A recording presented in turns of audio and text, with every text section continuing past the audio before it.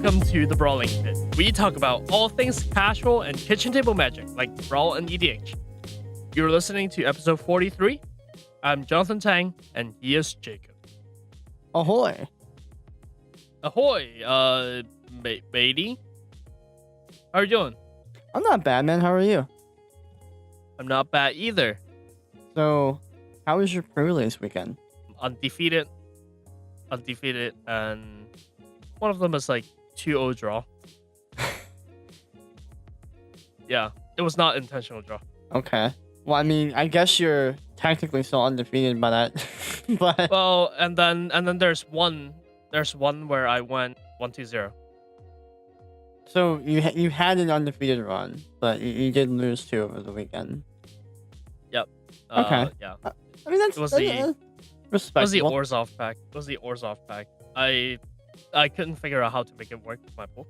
Mm, The one that I had the most fun with is when I opened the Gruul pack, and then I ended up being in Esper. yeah, I mean, yeah, it's just sometimes the randomness is just gonna do you like that, you know? Like, Yeah, I was like, you pick 2 colors and then you end up in the 3 that you didn't pick. Yeah. exactly. That was one of the undefeated runs.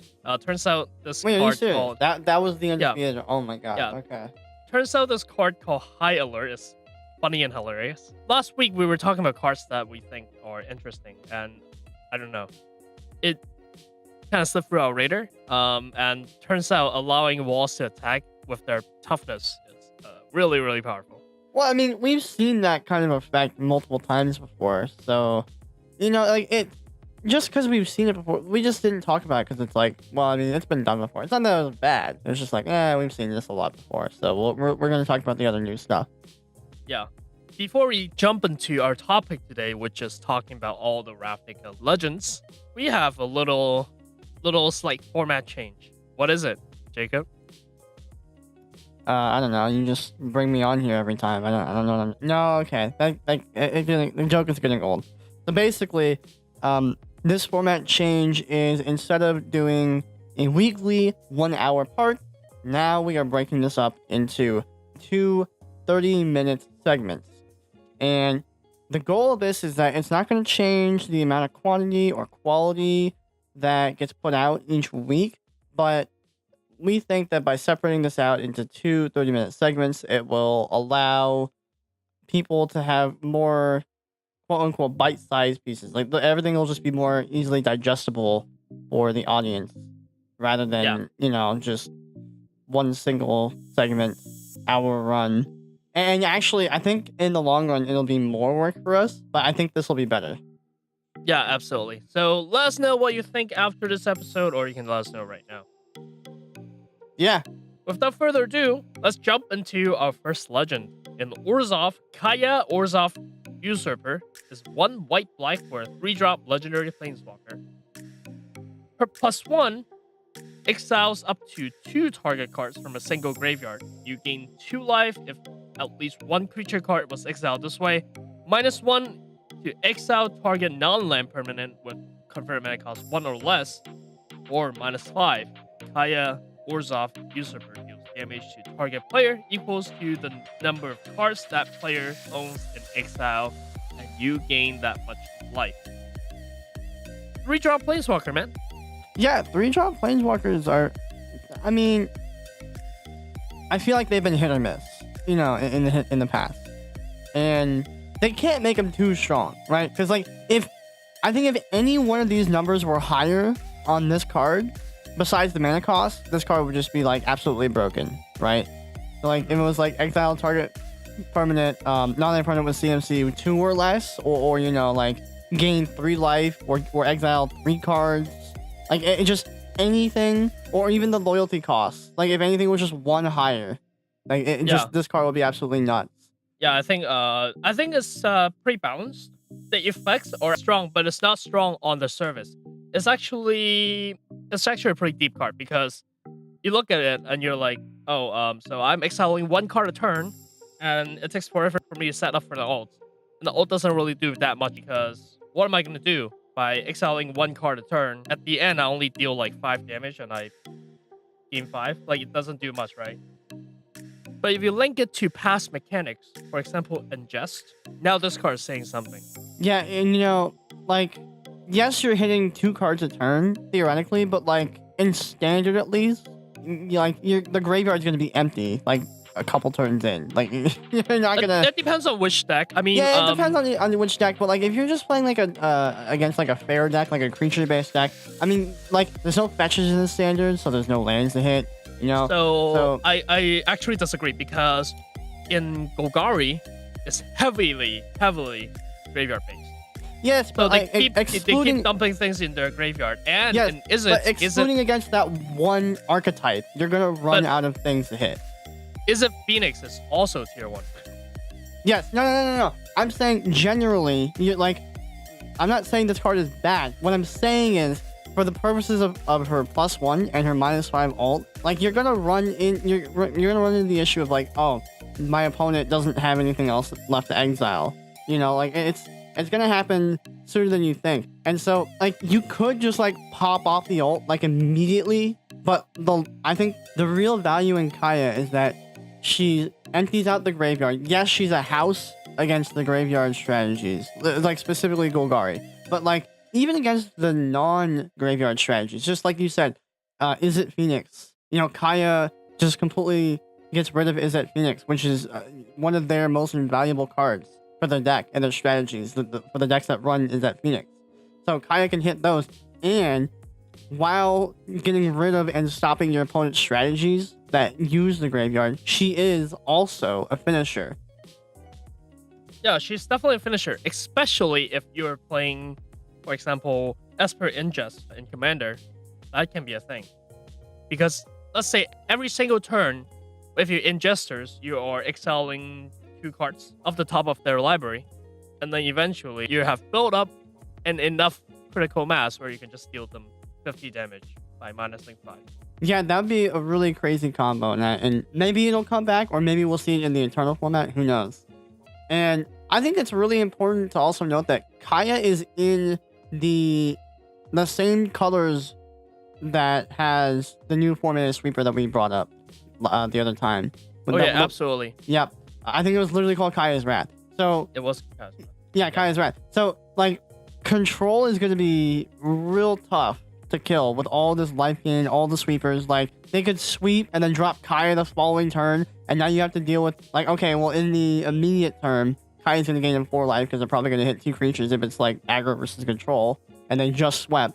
Or rather, and then after that turn, are you going to kill Kaya, or are you going to continue to go face and let Kaya gain, the player 4 life every turn? And so, like, this is going to be a tough one to see.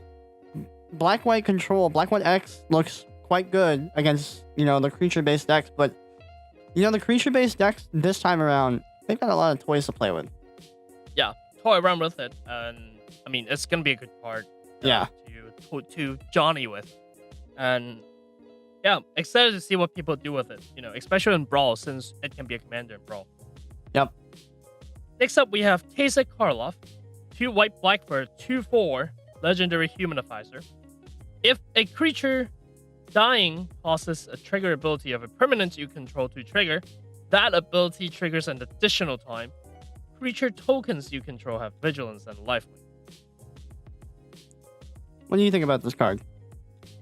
Absolutely built for Aristocrat. I love Aristocrats. We've seen the double trigger effects, and they're always good. Yep. And at a reasonable cost, like at 4 mana, because normally for like double trigger effects, they're typically higher cost, like 5+. And the ones that aren't 5+ are quite good, such as this card. The nickname of this card is Necronomicon because Panharmonicon was a thing. I like it. I like this nickname. This is a good nickname. Yep. It is a good nickname. Not only is it a double trigger for death triggers, it also acts as a lord for tokens, which is relevant for Afterlife, the Orzhov mechanic in this set. So it's already really good by itself with the double triggering, but with the token strategy, it synergizes really well with past legends. For example, Elenda the Dust Rose, which is in the same color identity. Yeah, and also this will draw 4 with Skull Clamp. Just Oh yeah, Yeah, it just draws throwing that out 4 there. Skull Clamp. Yep. It doubles the speed with Revels and Riches, and Dictates of Erebos is just hilarious. oh no. All right, Yeah, this card is too gross. I don't want to talk about it anymore. It's just too gross. It's good, 4 mana, reasonable body, good abilities. It's just I can't handle it anymore. I'm done. I'm done. Just I'm done. Make one once, sack one once, and fun things happen. Next up, we have who? This guy. Oh, this guy. Dovin Grand Arbiter. 3-drop walker. They're going real ham with the 3-drop walkers. And they gotta be real careful. They are playing with fire. 3 CMC planeswalkers are playing with fire. They don't die to typical creature removal, so they're more resilient in that way. We were looking over this card and honestly, I just saw planeswalker, so when I first looked at this card, I didn't see the cost. I just saw it costs some generic mana and white blue, whatever. 3 CMC or 3 planeswalker counters. The first thing I thought when I saw this card, and I read all of his abilities, I'm like, who in the world would play this card? And then I looked at the CMC, and I'm like, okay, I can see this. Yeah. Those are I actually was really good abilities for a 3-drop walker. Yeah, here I was thinking oh, this is like a 6 mana walker. I'm like, this is like the intro deck walker. It's horrible. But no, it's not bad for the CMC. I'm not saying that this will absolutely be great, but I was a little too quick to dismiss it as trash. So I'm not sure where this will go. So the interesting thing about this walker is it actually pushes aggro in the blue-white colors, which is very interesting. We don't see that very often. Most of the time, they are control-y rather than aggro-y. It synergizes with himself. So the -1 makes 1/1 Thopters, which is what most people do.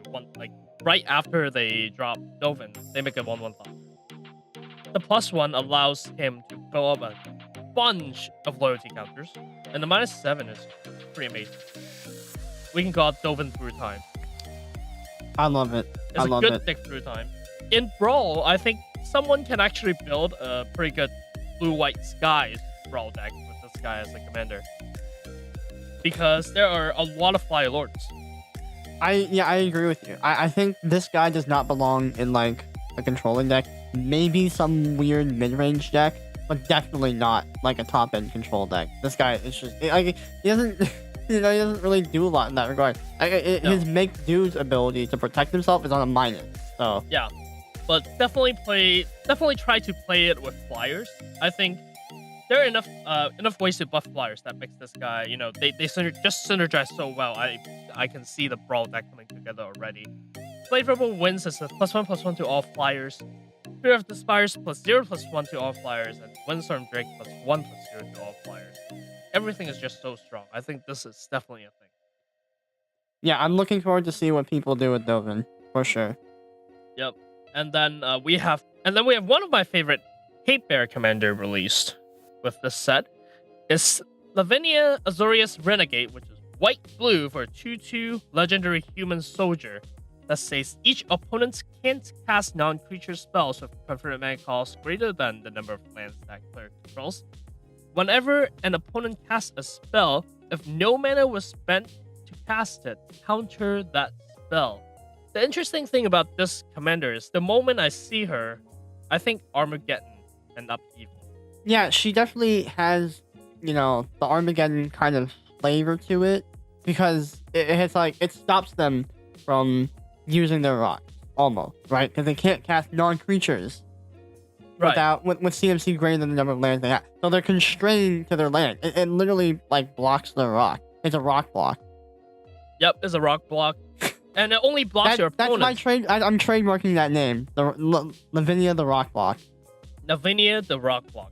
Yeah. And yeah, it's great. It only blocks your opponent's rock because you can still use your mana rock. Your rocks are still good.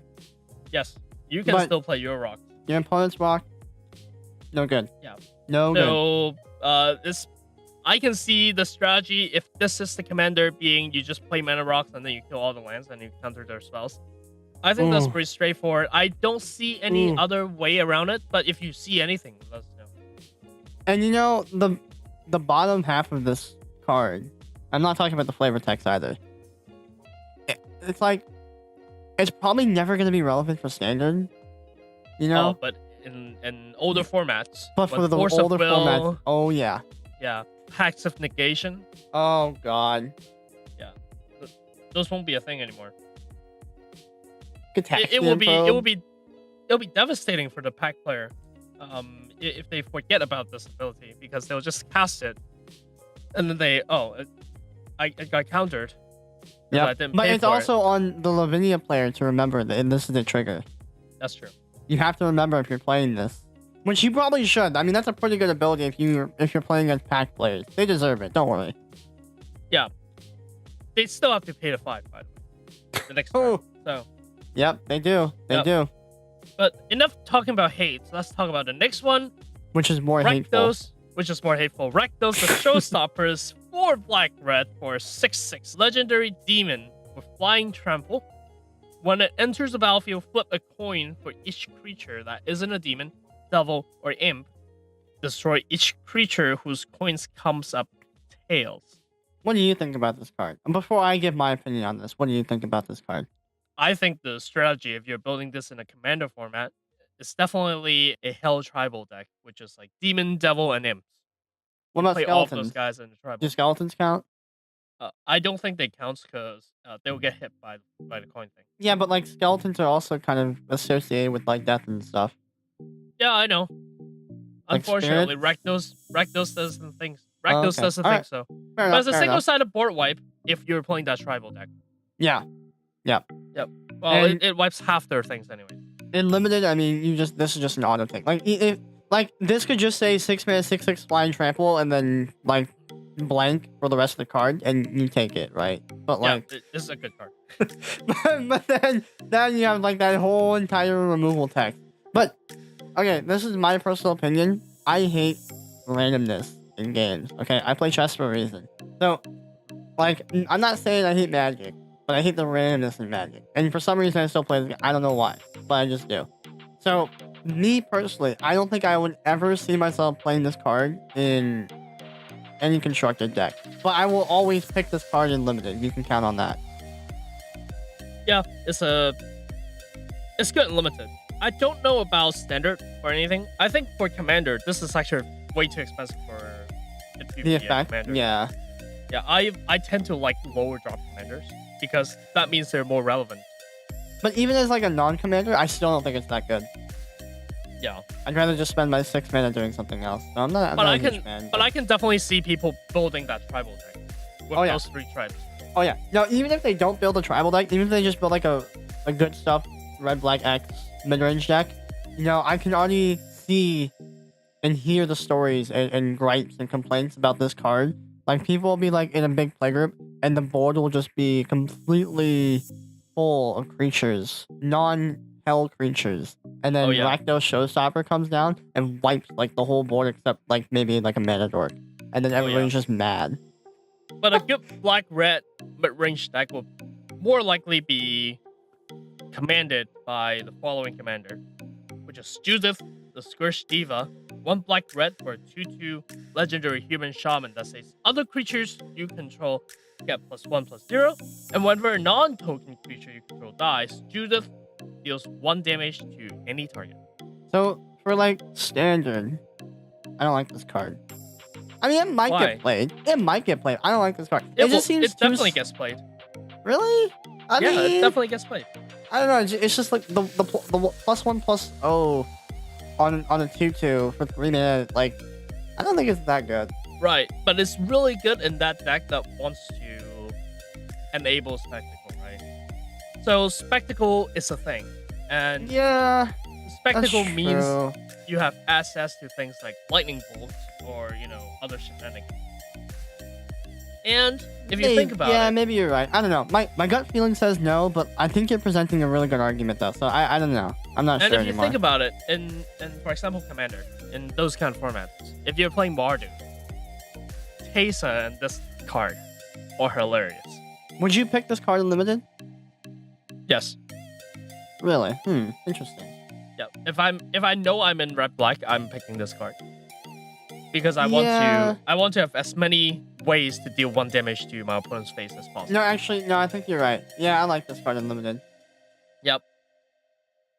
That's And pretty yeah, good. you can play afterlife cards and then you kill them to make more tokens and then you attack with them, attack with those tokens. Yeah, With imagine having Kesa like a out, you big double army them. of 2/1 flying spirits. That's gotta hurt. Yeah. That was like a big thing with the old Sorin. You know, like the old. I think it was like a 3 mana or 4 mana Sorin. I think it was 3 mana.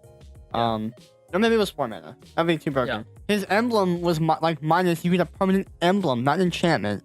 Your creatures get +1/+0 for the rest of the game, and his plus was make a 1/1 flying lifelink vampire. So like that was that was a strategy for a reason. So yeah, I like this guy. It's pretty good. But think about his possibility of Kesa. So good. That's true. Yeah, and this has the ping. So I like this card unlimited. Not sure about constructed. Commander probably great as you said. Limited, but I'm just not sure about standard constructed. We'll see. We'll see. Yeah. I might. You've changed my mind. I went from a gut feeling like no to like, well, maybe. Yep. So I urge everyone to build a deck that combos with Kesa Karlov and this card. I know they're not in the same color identity, but try anyways. What do we have next? This guy is the second Domri. And Okay. you know, the first Domri that we've read off before, it wasn't that good. He's good in some decks. Yeah. Especially Anyways, Commander. This is Domri Chaos Bringer. 2 red green. This Domri, he has a +1. Add red or green. That's it. And then if that mana is spent to cast a creature spell, it gains right. Not bad. That's now amazing, by the way. Yeah, now it's -3. This is a mouthful, okay? Look at the top 4 cards of your library. You can reveal up to 2 creature cards from among them, and then put them in your hand. And then you put the rest on the bottom of your library in any order. Okay, I mean, -3 draws you cards. And then the -8 says that you get an emblem with at the beginning of each end step. Not just your end step, everybody's end step. You get to make a 4/4 red and green beast creature token with trample. Now, reminder, this is, as I said, a brawl only commander. So, I'm not sure why you'd want to play him as your commander in Commander. It doesn't make any sense to me. I don't think like I'm not saying this guy is bad, but what I am saying is he's not that good. I think I don't know. that's agreeable. He seems really good. Riot is a lot stronger, you know, when you play against it than when it's on paper.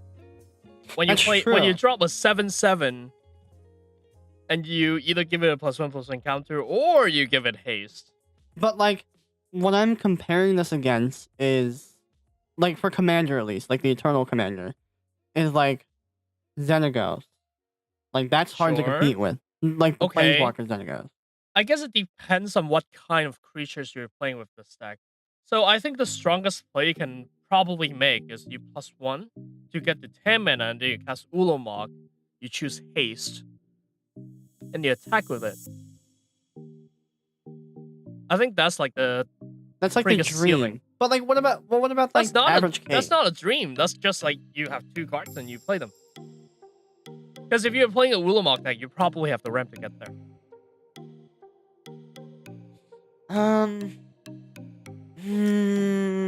I'm not sure if I buy into that though. Honestly, I'm not sure if I buy into that. I don't know. It's up in the air. We'll leave it at that. It's up in the air.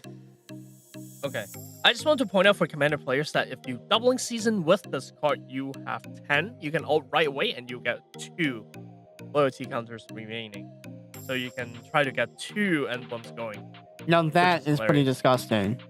But yeah, which is pretty hilarious. 16 power plus toughness. Every end step is quite game changing. Let's just say.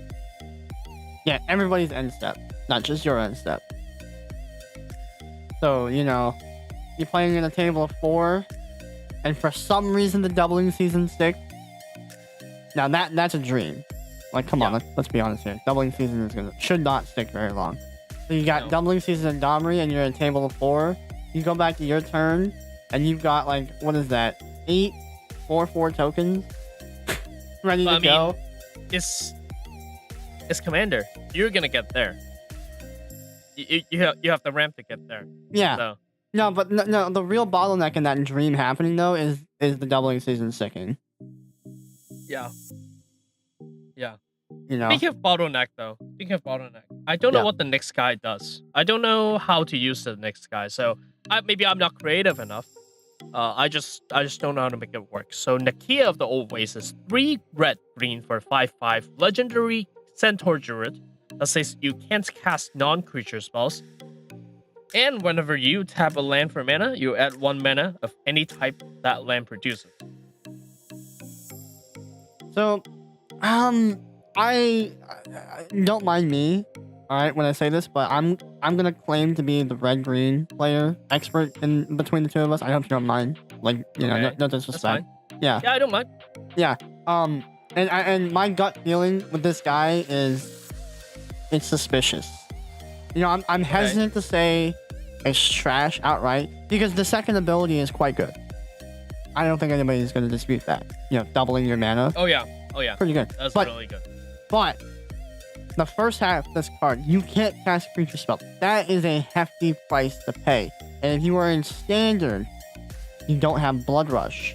And if you're playing a creature-based, aggressive red-green X deck that's trying to get in for damage, you don't have Blood Rush. Now, if you don't know, Blood Rush is an older mechanic from Return to Ravnica, real quickly. It was on creatures, and the creatures had an ability called Blood Rush, and typically a lower mana cost. And during combat, you can pay the Blood Rush cost at instant speed, discard the card with Blood Rush, and it gains basically the same stats as the creature. So, for example, Gorklan Rampager was the most popular one. Gorklan Rampager was a 2 red-green, 4/4 trample creature with Blood Rush red-green. So during combat, you can pay red-green, discard Gorklan Rampager, and whichever creature that you use the ability on got +4/+4 in trample. Now that doesn't count as a non-creature spell. You were actually activating an ability. You weren't casting a spell at all. But in this format, if you're in standard, you don't have Blood Rush. So, you know. Yeah, so the only interaction I can really see is that it works really well with creatures that are huge mana sinks. So, for example, a lot of adept creatures require you to have a lot of mana to get them to the state where they're really good. Or there are a lot of self-pumping creatures in the Gruul color. That's probably like the only thing it's gonna be good in, because like, you know, no enchantments, no instants, no sorceries, no planeswalkers, no like nothing. You don't get so everything's a creature, and you know you better be ready to have something to do with that mana. You know, like this is truly a double-edged blade. Yeah. So it feels black. Yeah. This card feels black in that regard. Yeah. So let us know what you think. I don't know what this card is good for, and you know, if you know, let us know. What do we have next? So here we have Prime Speaker Zagana. No, just kidding. Not quite. Not quite that good. This is Prime Speaker Vanifar. 2 green, blue, legendary elf ooze wizard, obviously. 2/4. You can tap, sacrifice another creature, search your library for a creature card with a converted mana cost of equal to and +1 of the sacrifice creature's converted mana cost. Put it on the battlefield, shuffle your library, and you can only activate this ability anytime you can cast a sorcery. If that sounds familiar to you, that's because it is Birthing Pod at sorcery speed. Yeah, I thought there was an interesting way to say Birthing Pod when you were saying her name. And, yeah, Prime Speaker Birthing Pod. That's what I'm calling this card. So I think you, in her commander deck, you obviously play Birthing Pod. And I think you also play things like Rhionic Resonator that, you know, doubles triggers. And you play a lot of good creatures. Like... And it goes into any creature deck with blue-green in it that has good curves. It's like really straightforward.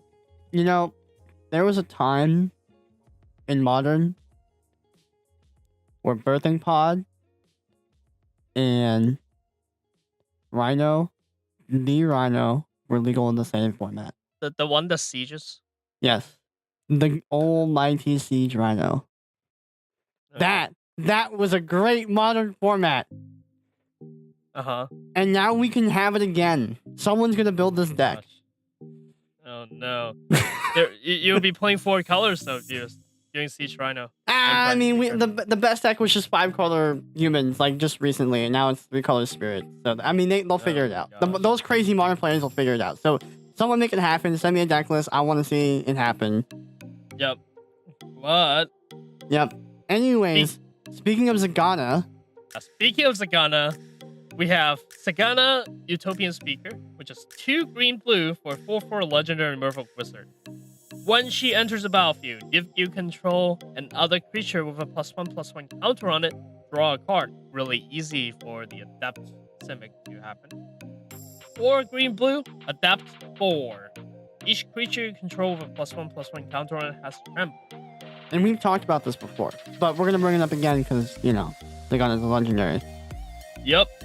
You play this in a +1/+1 counter deck, obviously, or you can play in Merfolk in standard, whatever. Play Simic Ascendancy, Doubling Season, Hardened Scales, things like that. And then that's about it. You have a really good deck right there. Yep. Reminds me of the Jade deck in Hearthstone. You put Jade in the search bar and you just put everything in there, and wow. Yep. And then but like this time it. It's like, I can. It has the word adapt on it, or it mentions 1/1 counters. Oh, okay, put it in the deck. You're good to go. Put it in the deck. Put it in the deck. Throw in some land and you got a deck. you got a top 8 GP invite right there. Exactly. It synergizes really well with this one card called Bionic Upgrade from the set, which is 4 green for sorcery. Let's say distribute 3 +1/+1 counters among 1, 2, or 3 target creatures. Then you double the number of +1/+1 counters on each of those creatures. I think that it's, super synergistic with Zagana. Anyways, now this one is hot trash. So hold on to your butts. Because we are into the area of the Planeswalker deck Legends. Yes. This is another Dovin. I mean, just from looking at this card, you could think he dove into the trash at first. He probably did. Get it? Dove into the trash, huh? Get it? Get it? I'm funny. I get it. Anyways, Dovin Architect of Law. 4 white-blue for a 5 loyalty counter Planeswalker. +1. Gain 2 life and draw a card. Okay. Okay, I mean, he's gotta have a good minus ability, right? I mean, this has gotta be pretty good, right? -1. Tap target creature. It doesn't untap during its controller's next untap step. Period. Full stop. I mean, okay. Pretty conservative. I mean, his ult's gotta be pretty good, right? -9. Tap all permanents target opponent controls. That player skips their next untap step. Full stop. That's the end of the card. So I don't know what deck I'll play this in. I think if you play this card, this is the true Planeswalker deck. I can see some use case. I would personally never play this card, but I can see some Stasis player playing this card, where they tap all their opponent's things, and then they keep them tapped by playing like Winter Orb or something, or Stasis. I'm not a fan. Yeah, guys, just don't play this card, guys. Just be better than that. All right, and then next up we have Domri City Smasher. 4 red-green for a 4 loyalty legendary Planeswalker. +2 creatures you control get +1/+1 and haste until end of turn. -3 deals 3 to any target. -8 put 3 +1/+1 counters on each creature you control. Those creatures gain trample until end of turn. Can I say something? What? I'm not a fan of the other Domri, honestly. This Domri is almost better than the other Domri. Almost. I personally am a huge fan of Riot, so I have to disagree with you, but whatever. Fair enough. Yeah, I think the other one is better than this one. This is 6 I mana. agree. It is better, but like I'm saying the gap is close. I see. Yeah. I see. Yeah. So I don't know. It's like I'm probably also very biased because I'm comparing it to the 3 mana Domri. of Yeah. age, like, and that was a really really good Domri. Like Oh yeah, it that was was an probably it was amazing card. overpowered. It was just overpowered. Yeah, that was an amazing card. But yeah, what do you guys think of these legends? What kind of decks are you gonna brew with them? Let us know what you think. As always, you can find our Facebook, Twitter, and YouTube on Brawling Pit. You can find our subreddit at r/Brawling Pit. Email us at brawlingpitmtg@gmail.com, or you can visit our official website, brawlingpit.com. As always, I've been Johnathan, and he's been Jacob. Thanks for listening.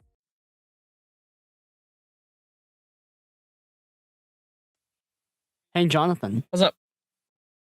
have you heard the new announcement What for the announcement? banned and restricted update? Well, let me tell you, What? Cart Clan Ironworks got banned in Modern. See, I don't personally run into that many KCIs, so I don't know. I don't know. Like, I don't feel how strong that is. I don't feel. Why don't you tell me Well, how strong? Like, tell me about the nightmare stories. well, let me just say it like this. I, personally, surprisingly, have never run into a KCI deck. But the reason Wizards gave was that of the few players playing KCI, it was just so good and so oppressive, and they had to ban it.